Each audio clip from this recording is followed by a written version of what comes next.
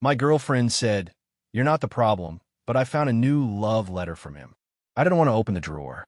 I had no reason to open it, but the way the letter was just sitting there, sitting on top of everything else like it was waiting for me, drove me insane. I had already seen a glimpse of the envelope when I was looking for my wallet earlier. Just the corner. It was thick, cream-colored, with no name or return address. My stomach turned. I don't even know why I picked it up, but when I did, my hand was shaking. I opened it. There it was. In black ink, his handwriting was unmistakable. It was the same slanted script I'd seen before, the one I knew belonged to him. Her ex. The guy she promised she'd never talk to again. And here I was, reading a love letter, another one, addressed to her. This wasn't the first one I'd found, but this one was the hardest to stomach.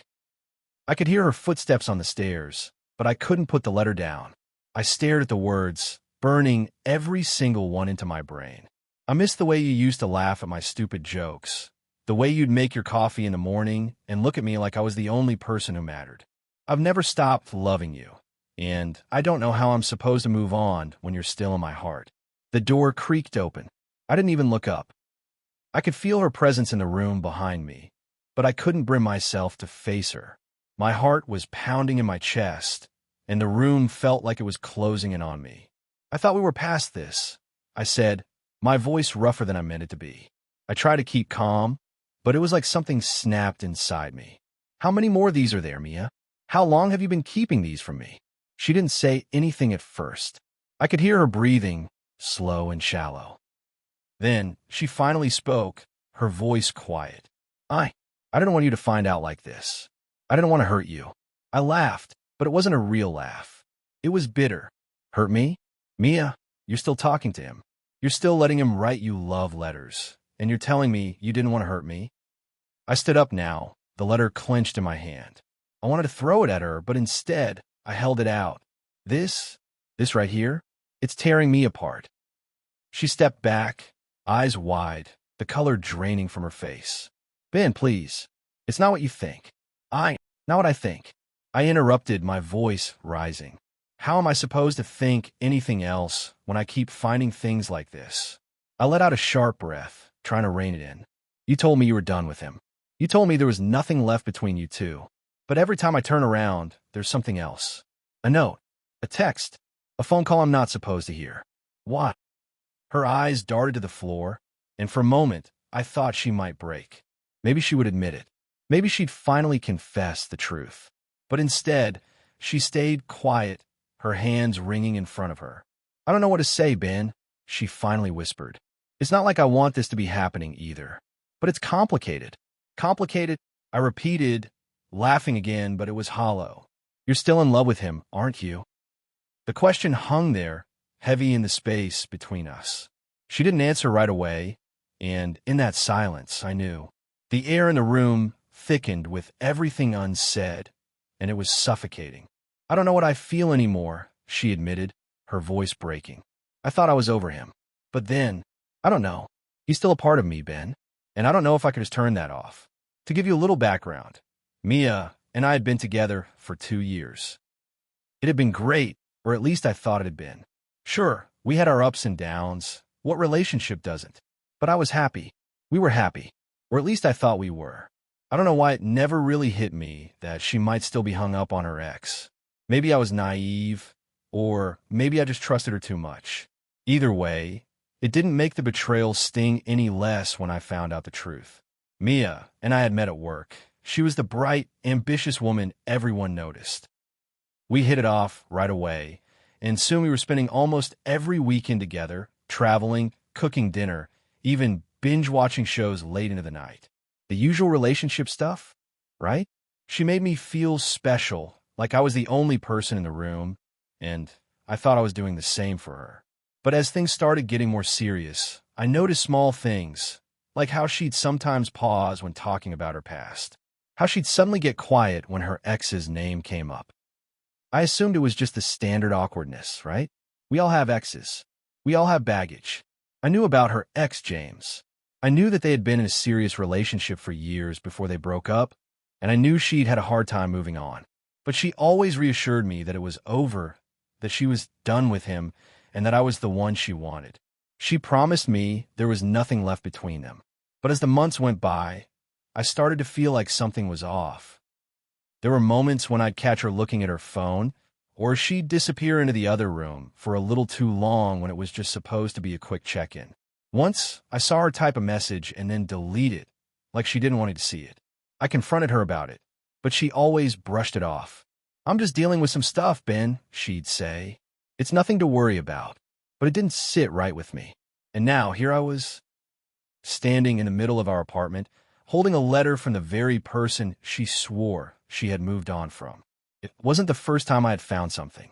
There had been other letters, other messages that seemed like more than just friendly catch-ups. But I never confronted her about it. I didn't want to seem insecure or paranoid.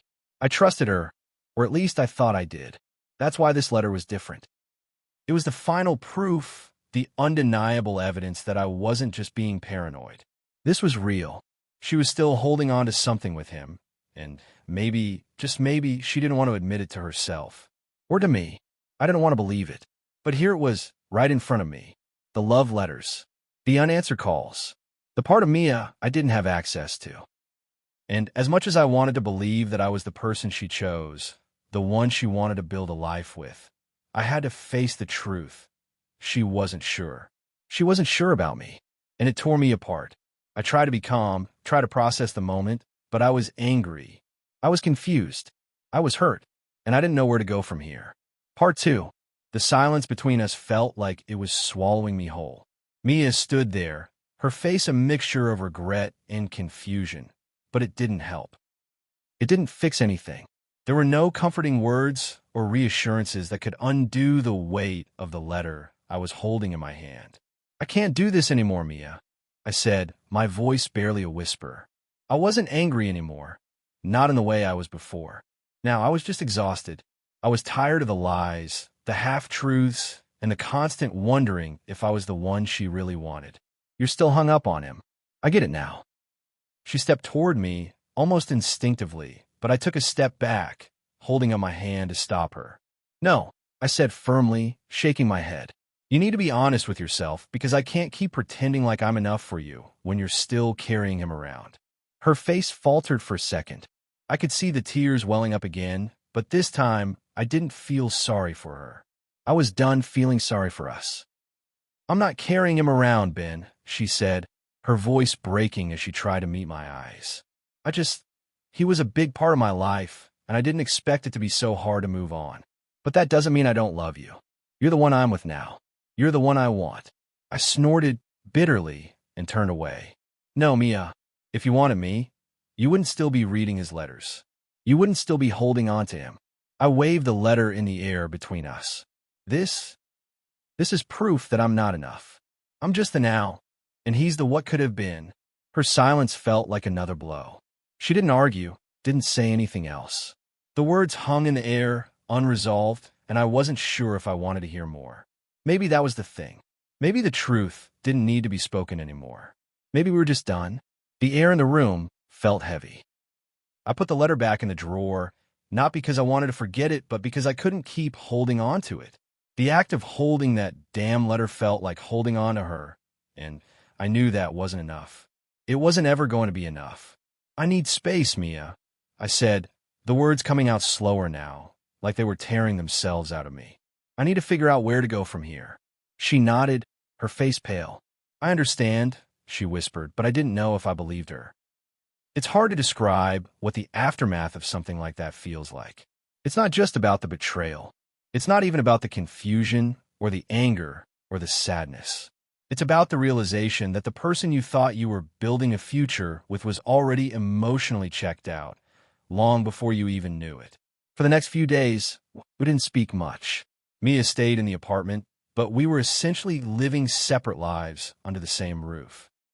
We passed each other in the hallway, said the bare minimum, nothing more than good morning or excuse me when we crossed paths. We didn't eat dinner together. I didn't try to touch her, to comfort her, or even to argue with her. The idea of holding her, of kissing her, felt wrong now.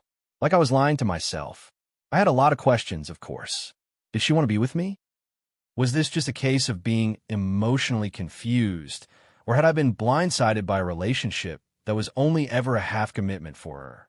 Was I just her backup plan until she figured out what she really wanted? The whole thing felt like a joke that I didn't get, one I didn't want to be a part of anymore. I spent the next few days in a fog.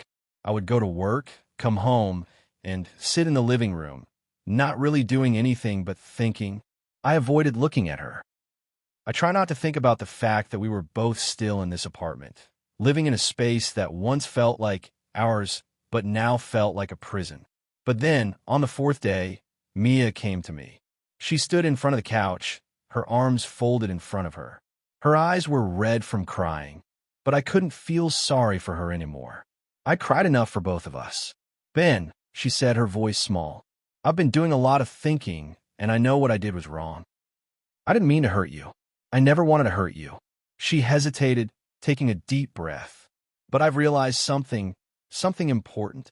I didn't say anything. I just stared at her. The anger had subsided, but the hurt was still there, deep and raw. I've been holding on to him, she continued, her voice quieter now, more honest. Not because I want him back, but because I didn't want to let go of the part of myself that he represented. That version of me. The person I was when I was with him. I thought that if I kept a piece of him, I wouldn't lose me. I blinked at her, trying to process what she was saying. And what about us, Mia? What about the version of you are now? She swallowed hard, her voice trembling. I don't know. I've been so focused on what was that I couldn't see what is. I never meant for it to turn into this mess. But I love you, Ben, and I need to prove it. I wanted to believe her. I wanted to feel like I could take her words and forgive everything. I wanted to trust that she had really let go of him, that we could build something real. But the truth is I couldn't. Not yet. I still saw his handwriting in my mind, still felt the weight of the lies hanging between us. It wasn't just the letter. It was everything leading up to it. It was the promises she broke, the times she'd made excuses, the betrayal that had been building up for months. I don't know if I can just forget this, Mia, I said, my voice quiet but firm. I don't know if I can keep pretending like everything's fine, like this is the life we're supposed to have. Her eyes welled up again. Ben, please. No, I cut her off. I need time to think. I need to figure out what I want. If you still want to be with me, that's going to have to be your choice. But right now, I don't think we're in the same place. And I don't know if I'm ready to keep trying to fix something that might be broken beyond repair. She looked at me, defeated, and for the first time since all of this started, I didn't feel angry anymore. I just felt empty, and I knew, deep down, that things might never be the same between us again.